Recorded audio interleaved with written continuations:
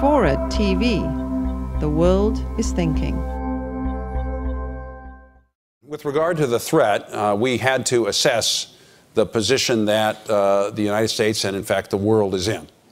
In doing that, we interviewed hundreds of experts around the world, traveled around the world, reviewed thousands and thousands of pages of information, classified and unclassified, and reached the conclusion, which we say right up front if you read the report, that unless the current trajectory is changed, and we think it can be changed, the margin of safety for the world against a weapons of mass destruction attack is shrinking on balance.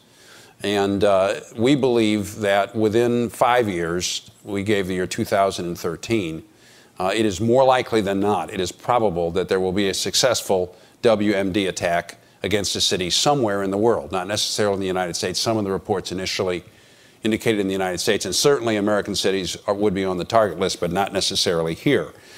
Now, why do we say that? First of all, to understand, we're talking about a fluid situation that moves on a number of different tracks.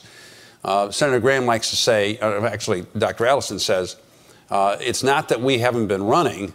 We have been running. It's just that the other factors have been running faster. In other words, we are on balance losing ground.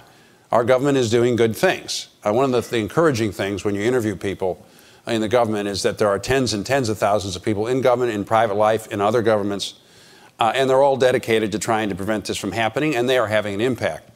But the forces that are shrinking that margin of risk are, we think, moving faster than we are right now.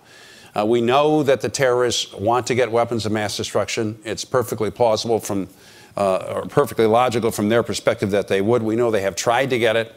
We know they have the organizational sophistication to develop that capability. They do not have to become some entirely new order of organization in order to get either nuclear weapons or biological weapons. And we know that, and this may be the biggest factor, we know that the material and the knowledge necessary to develop those capabilities are growing.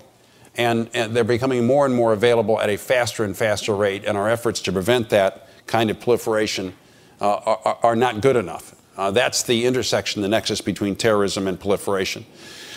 Now, why do we say 2013? The point is to say this is a near-term threat.